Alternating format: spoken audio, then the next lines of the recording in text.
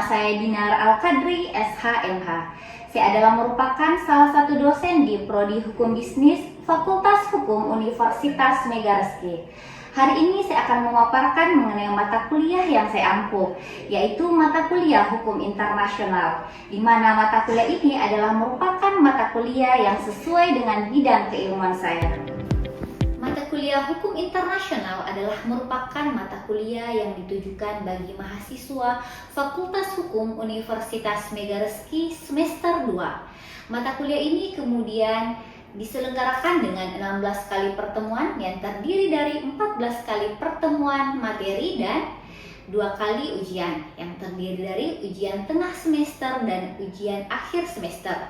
Adapun kode mata kuliah Hukum Internasional adalah IW22 G2H 210420. Mata kuliah ini kemudian berbobot 4 SKS. Adapun capaian pembelajaran pada mata kuliah ini adalah terdiri dari 4 CPMK. Yang pertama adalah memahami dan mengaplikasikan taat hukum dan disiplin dalam kehidupan bermasyarakat, bernegara dalam ruang lingkup nasional maupun internasional. CPMK 2 yaitu menguasai teknologi informasi, teori dan praktik untuk melakukan analisis setiap permasalahan dalam hukum internasional. CPMK 3 yaitu mampu menerapkan pemikiran logis, kritis, sistematis, dan inovatif dalam konteks pengembangan atau implementasi ilmu, pengetahuan, dan teknologi yang memperhatikan dan menerapkan nilai humaniora dalam hukum internasional. Dan yang terakhir adalah CPMK 4, yaitu memahami dan mengartikulasikan konsep dan pemikiran dalam pemecahan masalah dalam hukum internasional, baik bersifat material maupun yang bersifat formil. Mata kuliah Hukum Internasional menyajikan beberapa materi, di antaranya adalah yang pertama adalah Hakikat Hukum Internasional, di mana pada pembahasan ini mengkaji mengenai pengertian serta definisi hukum internasional. Yang kedua membahas mengenai konsep atau peran hukum internasional, perkembangan hukum internasional, serta kelemahan dari hukum internasional itu sendiri. Pembahasan kedua yaitu membahas mengenai sumber-sumber hukum internasional yang meliputi perjanjian internasional, hukum kebiasaan, prinsip-prinsip hukum umum, jurisprudensi, karya hukum, serta keputusan organisasi internasional. Pada pembahasan ketiga, kita akan membahas mengenai subjek-subjek hukum internasional yang meliputi negara, organisasi internasional, INGO atau International Non-Government Organization, kemudian individu dan perusahaan transnasional, organisasi pembebasan atau Gilijaran, Palang Merah Internasional, dan Tahta Suci. Selanjutnya adalah hubungan hukum antara hukum internasional dan hukum nasional. Pada pembahasan ini, kemudian mahasiswa diharapkan mampu untuk menjawab pertanyaan apakah hukum internasional dan hukum nasional adalah merupakan satu kesatuan atau dua jenis hukum atau dua macam hukum yang berbeda seperti itu. Serta ketika terjadi perbedaan antara hukum nasional dan hukum internasional, yang manakah yang harus didahulukan. Selanjutnya adalah pembahasan mengenai pengakuan dalam hukum internasional. Nah, pengakuan dalam hukum internasional membahas mengenai pengakuan negara baru dan pengakuan pemerintahan baru, serta dampak yang dapat terjadi ketika sebuah negara atau sebuah pemerintahan tidak diakui, seperti itu. Selanjutnya adalah mengenai pembahasan yurisdiksi, di mana yurisdiksi negara dalam hukum internasional, yang kemudian membahas mengenai definisi yurisdiksi dalam hukum internasional, kemudian prinsip-prinsip yurisdiksi serta penerapan yurisdiksi. Materi selanjutnya adalah mengenai tanggung jawab negara dalam hukum internasional. Dalam pembahasan ini kemudian akan mengkaji mengenai munculnya tanggung jawab negara, kemudian macam-macam tanggung jawab negara dalam hukum internasional. Selanjutnya adalah kedaulatan teritorial dalam hukum internasional yang meliputi kedaulatan di wilayah udara, wilayah daratan, wilayah laut maupun wilayah outer space. Selanjutnya adalah suksesi dalam hukum internasional yang membahas mengenai akibat dari suksesi hukum, kemudian bentuk-bentuk suksesi hukum, serta suksesi negara Indonesia. Dan tentunya pembahasan terakhir kita membahas mengenai bentuk-bentuk penyelesaian sengketa internasional dan akan lebih spesifik membahas mengenai penyelesaian sengketa dagang dalam hukum internasional. Dan pada materi ini kita berusaha untuk mengkaji salah satu contoh kasus yang berkaitan dengan sengketa dagang internasional, yaitu adalah sengketa Uni Eropa dan Indonesia di World Trade Organization terkait larangan ekspor biji nikel oleh pemerintah Indonesia. Adapun luaran dalam mata kuliah ini adalah mahasiswa diharapkan mampu memahami dan menjelaskan secara komprehensif mengenai teori-teori dalam hukum internasional. Selain itu, mahasiswa juga diharapkan mampu menganalisis segala bentuk penyelesaian sengketa dalam hukum internasional dan menerapkannya pada analisis sengketa-sengketa yang terjadi dewasa ini. Adapun metode yang digunakan dalam pembelajaran hukum internasional yaitu menggunakan metode DIA, yaitu Delivery, Interaction, and Assessment. Delivery atau penyampaian mencakup penyampaian materi yang kemudian disampaikan kepada mahasiswa dengan metode hybrid atau secara luring maupun daring. Kemudian penyampaian materi dilakukan dengan berbagai cara seperti diskusi, ceramah, presentasi, serta pemutaran video.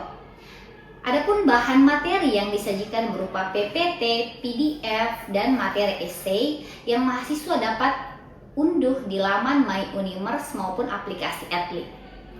Kemudian pada pembahasan interaction, yaitu sistem interaction yang saya gunakan di kelas adalah Student Centered Learning, yaitu sistem pembelajaran yang menempatkan mahasiswa sebagai pusat dari pusat pendidikan yang berfokus pada kebutuhan, kemampuan, serta minat dan gaya belajar mahasiswa.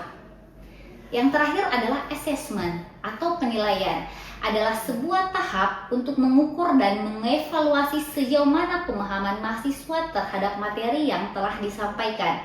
Pada tahap ini, assessment meliputi beberapa unsur, diantaranya adalah kehadiran, keaktifan, penugasan, UTS, dan UAS. Selanjutnya mari kita simak video pembelajaran di kelas. Terima kasih. Bismillah. Assalamualaikum warahmatullahi wabarakatuh. Waalaikumsalam warahmatullahi wabarakatuh. Adik-adik mahasiswa, bagaimana kabar kalian pada hari ini? Baik, Bu. Semua sehat? Sehat. Semua bisa mengikuti pembelajaran kita pada hari ini? Bisa, Bu. Oke, baik. Sebelum kita memulai pembelajaran kita pada hari ini, saya harap teman-teman kita bisa meluangkan waktu sebentar untuk berdoa menurut agama dan kepercayaan kita masing-masing. Doa dimulai.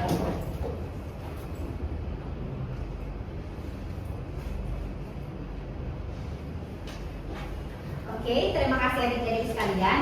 Jadi materi yang akan kita sampaikan pada hari ini adalah merupakan materi mengenai penyelesaian sengketa dagang internasional. Jadi sebelumnya kita sudah membahas nih mengenai bentuk-bentuk penyelesaian sengketa internasional.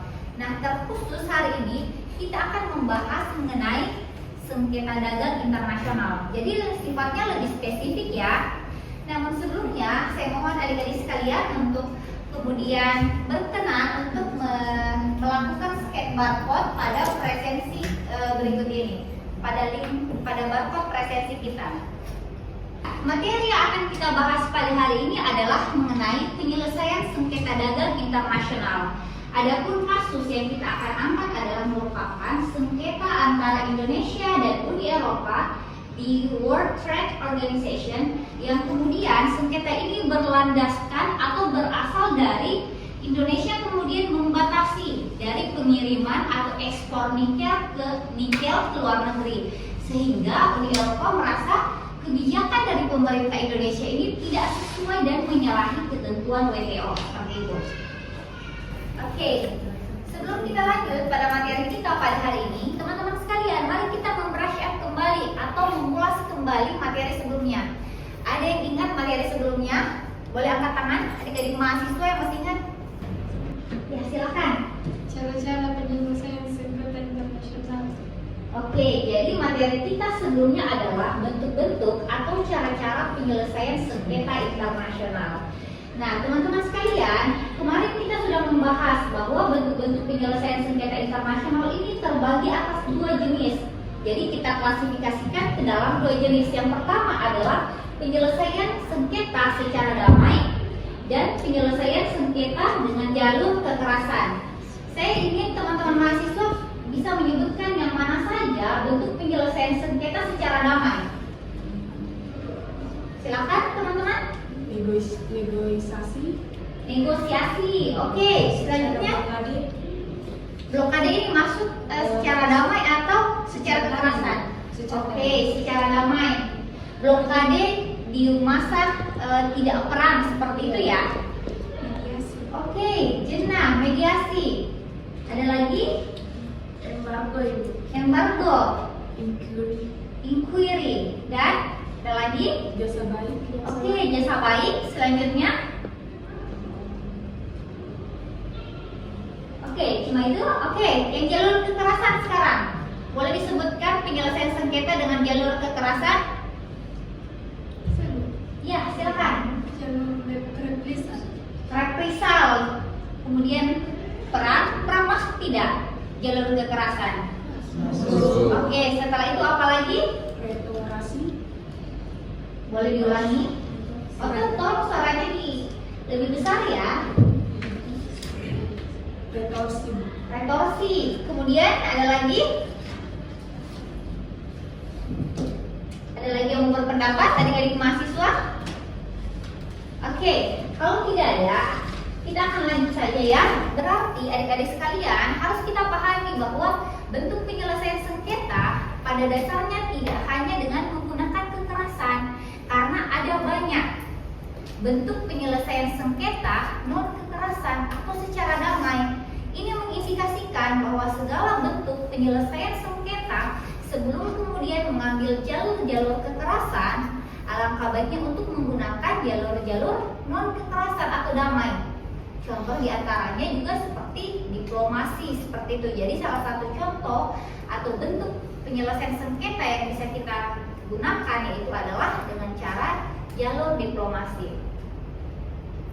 Ibu akan lanjut pada materi mengenai lembaga penyelesaian sengketa dagang internasional. Kalau sebelumnya kita membahas mengenai bentuk-bentuk penyelesaian sengketa internasional, hari ini kita akan spesifik membahas mengenai penyelesaian sengketa dagang internasional. Nah, sebelum kita mengetahui bagaimana sih bentuk penyelesaian sengketa dagang internasional, terlebih dahulu kita harus tahu mengenai lembaga-lembaga atau yang kemudian memiliki wewenang dalam hal menyelesaikan sengketa dagang internasional. Di antaranya kita bisa lihat, teman-teman sekalian, jika di atas ada tabel yang kemudian menggambarkan kepada kita siapakah yang kemudian terlibat dalam sengketa dan di lembaga mana sengketa tersebut diselesaikan. Nah, yang pertama, ketika yang terlibat dalam sengketa tersebut adalah negara dengan negara atau negara versus negara, ini sengketa dagangnya adik-adik sekalian, maka lembaga yang berwenang untuk menyelesaikan sengketa tersebut adalah World Trade Organization. Ada yang tahu apa itu WTO? Apa kepanjangan atau apa arti dari World Trade Organization? Ada yang tahu? Oke, betul. WTO adalah merupakan organisasi perdagangan dunia. Jadi, ketika kita berbicara mengenai WTO, maka yang kita bahas adalah organisasi perdagangan dunia. Nah, di dalam WTO ada sebuah lembaga yang kita kenal dengan Dispute Settlement Body. Nah, lembaga inilah yang kemudian berwenang untuk menyelesaikan segala bentuk sengketa internasional yang terjadi. So far so good? Bisa dipaham? Bisa. Oke, kalau gitu kita lanjut pada poin kedua. Jika yang kemudian bersengketa adalah perusahaan versus perusahaan dalam artian bukan negara, jadi ada perusahaan di sebuah negara melakukan kerjasama dengan perusahaan lain di negara lain. Maka dalam konteks ini ketika terjadi sengketa yang berwenang untuk mengadili adalah ada beberapa badan, diantaranya ada Badan Arbitrase Internasional yang kita sebut dengan BANI kalau di Indonesia, Badan Arbitrase Nasional Indonesia yang disingkat dengan BANI, kemudian ada International Chamber of Commerce, ada juga Singapore International Arbitration Center, kemudian ada juga London Court of International Arbitration. Jadi ini adalah merupakan lembaga-lembaga arbitrase yang ada di negara-negara. Namun khusus di Indonesia kita punya Badan Arbitrase Nasional Indonesia atau yang disingkat dengan BANI. BANI. Oke, good. Kita lanjut. Nah, jika pihak yang bersengketa adalah investor versus negara, jadi investor asing kemudian bersengketa dengan negara tertentu. Nah, lembaga yang berwenang untuk menyelesaikan sengketanya adalah International Center for Settlement of Investment Disputes. Oke. Jadi paham sampai di sini? Dan selanjutnya adalah ketika kemudian yang bersengketa adalah negara dengan negara, tapi konteksnya pada konteks yang lebih umum. Jadi permasalahannya tidak hanya menyangkut perdagangan internasional saja, tapi juga bisa permasalahan lain. Namun permasalahan internasional masuk di dalamnya. Nah, lembaga yang berwenang adalah International Court of Justice. Bisa dipaham sampai di sini? Oke, kalau gitu kita lanjut. Sebelum kita membahas lebih jauh mengenai penyelesaian sengketa dagang di WTO, terlebih dahulu kita harus memahami dulu apa sih WTO itu, atau bagaimana kemudian WTO itu bisa lahir, atau bagaimana sejarah lahirnya WTO. Teman-teman sekalian, ada yang pernah mendengar istilah WTO sebelum kelas kita pada hari ini? Oke, coba Giovanni. Giovanni pernah dengar istilah WTO? Pernah atau tidak Giovanni? Oke, tidak. Nah, yang lain mungkin Jenna pernah dengar istilah WTO? Tidak juga. Nah, di antara teman-teman sekalian yang hadir di tempat ini, apakah ada yang pernah mendengar atau mengetahui mengenai istilah WTO? Oke, saya anggap tidak ada ya, karena teman-teman hari ini semua silent.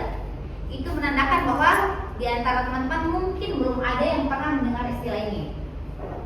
Jadi teman-teman sekalian, ketika kita berbicara mengenai WTO, cikal bakal lahirnya WTO itu berasal dari sebuah perjanjian. Perjanjian ini kita sebut dengan General Agreement on Tariff and Trade. Jadi WTO lahir dari sebuah perjanjian yang kita kenal dengan General Agreement on Tariff and Trade atau yang disingkat dengan GATT. GATT merupakan perjanjian multilateral yang menentukan aturan-aturan bagi pelaksanaan perdagangan internasional. Oke, GATT, teman-teman sekalian, terbentuk setelah Perang Dunia Kedua, di mana kita pahami bahwa perang mengakibatkan banyak permasalahan yang terjadi di dunia ini. Permasalahan ekonomi, sosial, politik, dan sebagainya. Nah, sehingga teman-teman sekalian, akibat dari peperangan ini memicu masyarakat internasional untuk kemudian membangun sebuah atau membuat masyarakat internasional berusaha untuk membuat sebuah perundingan yang menghasilkan aturan-aturan yang kelak akan dipergunakan dalam perdagangan internasional, karena setelah pasca perang terjadi banyak kemerosotan, salah satunya dalam sektor ekonomi. Seperti itu adik-adik sekalian. Sehingga adanya krisis yang terjadi setelah perang ini mengakibatkan masyarakat-masyarakat internasional berunding berunding dan menghasilkan sebuah aturan yang kita kenal dengan GATT seperti itu. GATT sendiri secara resmi terbentuk melalui kesepakatan 23 negara pada 30 Oktober 1947 di Jenewa, Swiss hingga tahun 1994. GATT memiliki jumlah anggota sebanyak lebih dari 120 negara. Pembentukan GATT pada dasarnya juga dipengaruhi oleh keinginan dari negara-negara dunia untuk melakukan negosiasi terhadap perdagangan bebas internasional. Jadi ini adalah merupakan sejarah lahirnya GATT. Nah, pada tahun 1995 didirikanlah WTO sebagai organisasi permanen yang menggantikan GATT. Adik-adik sekalian, yang membedakan antara GATT dan WTO adalah GATT hanyalah seperangkat kaidah atau aturan yang mengatur mengenai perdagangan internasional. Sedangkan WTO adalah merupakan badan atau organisasi yang kemudian menangani mengenai perdagangan internasional. Jadi WTO punya kewenangan lebih, sedangkan GATT tidak punya. Kan GATT hanyalah aturan, sedangkan WTO adalah badan. Jadi WTO memiliki badan-badan yang berfungsi untuk menangani kasus-kasus atau permasalahan-permasalahan sengketa internasional, permasalahan-permasalahan atau sengketa internasional seperti itu. Bisa dipaham perbedaan GATT dan WTO? Hal ini yang kemudian menjadikan GATT ini berubah menjadi WTO, karena kalau GATT tidak bisa menangani sebuah kasus, karena GATT hanyalah seperangkat kaidah atau aturan, sedangkan WTO adalah organisasi yang memiliki organ-organ di dalamnya. Oke, kita akan masuk pada studi kasus kita pada hari ini. Nah, kasus yang kita ambil adalah merupakan kasus atau sengketa antara Indonesia dan Uni Eropa yang berkaitan dengan larangan ekspor biji nikel mentah oleh pemerintah Indonesia. Teman-teman boleh melihat atau membaca materinya lebih jauh pada jurnal yang sudah saya terbitkan, yaitu jurnal di Pandegta Research Law Journal dengan judul Indonesian Disputes Against the European Union Related to the Nickel Ore Export, WTO Case Analysis. Jadi kasus yang diangkat adalah mengenai kasus di World Trade Organization. Nah, adik-adik mungkin bertanya, Bu, kenapa Uni Eropa dan Indonesia bisa bersengketa seperti itu? Nah, permasalahannya adalah ada beberapa, diantaranya adalah Uni Eropa kemudian mengklaim bahwa Indonesia telah melanggar pasal 11 General Agreement on Tariff and Trade, di mana pasal 11 ini kemudian memberikan penekanan bahwa anggota-anggota WTO tidak dibenarkan untuk melakukan pembatasan. Jadi anggota WTO tidak boleh melakukan pembatasan seperti itu, baik itu pembatasan jumlah pengiriman ekspor dan sebagainya. Sedangkan Indonesia, menurut undang-undang, menurut aturan-aturan yang ada di Indonesia, yaitu tepatnya Undang-Undang Nomor 4 Tahun 2009, kemudian melalui Peraturan Pemerintah Nomor 1 Tahun 2014 dan Peraturan Menteri Energi dan Sumber Daya Mineral Nomor 1 Tahun 2014, kemudian melarang negara Indonesia untuk mengekspor nikel mentah dengan kewajiban melakukan pemurnian di dalam negeri atau kegiatan yang kita sebut dengan hilirisasi. Jadi nikel-nikel kemudian yang diambil dari hasil pertambangan dimurnikan di dalam negeri untuk membuat baterai mobil ya. Jadi perkembangan industri, kemajuan teknologi menjadikan Indonesia kemudian berkomitmen untuk menciptakan mobil-mobil listrik seperti itu. Makanya hilirisasi di Indonesia sangat digenjot. Namun hal ini kemudian menjadikan Indonesia tidak lagi mengekspor biji nikel mentah. Karena apa? Karena biji nikel mentah di Indonesia semua diolah di Indonesia. Nah, yang boleh diekspor oleh pemerintah Indonesia adalah merupakan biji nikel yang sudah jadi, sehingga memiliki nilai ekonomis yang lebih tinggi. Seperti itu. Namun hal ini dinilai telah melanggar aturan dari GATT oleh pemerintah, oleh negara-negara Uni Eropa. Jadi akar kasusnya seperti itu adik-adik sekalian. Hingga di tahun 2023, WTO kemudian memutus perkara Indonesia Indonesia dengan Uni Eropa, di mana WTO memenangkan Uni Eropa. Setelah itu pemerintah Indonesia berusaha untuk mengajukan banding ke badan banding WTO. Namun yang menjadi masalah adalah sekalian, badan banding WTO kemudian tidak bisa menjalankan fungsinya karena dipengaruhi oleh ada beberapa hakim WTO yang sudah pensiun sehingga tidak memungkinkan untuk melakukan persidangan seperti itu. Nah, solusi yang ditawarkan adalah adik-adik sekalian yang pertama, yaitu Indonesia bisa kemudian menyelesaikan sengketanya di arbitrase internasional atau melakukan negosiasi dengan Uni Eropa.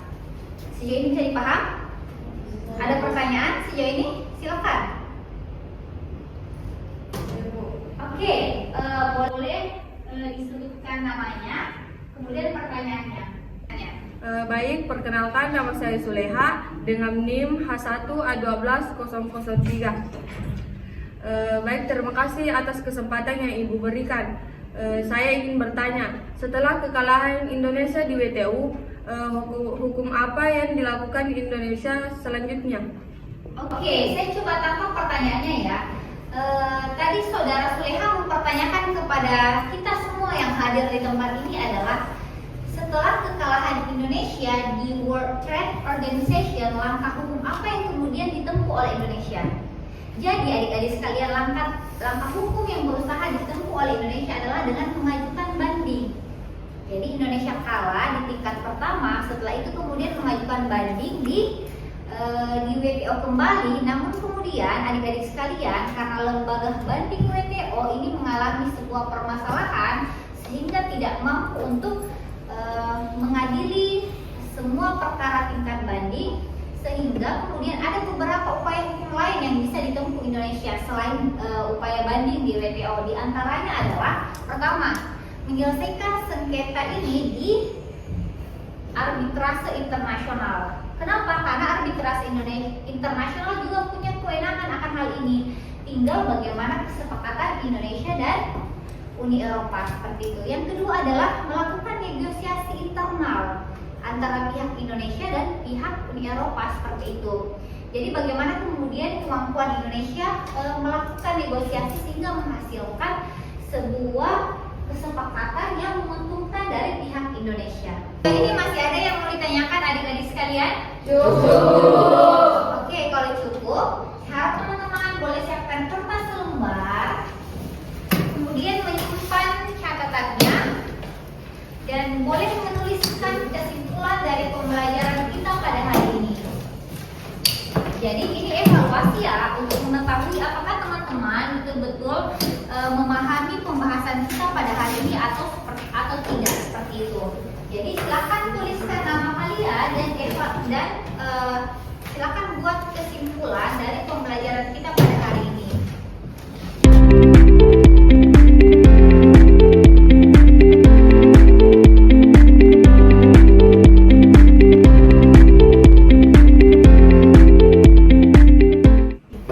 Baik, terima kasih teman-teman sekalian, adik-adik mahasiswa atas perhatiannya pada hari ini.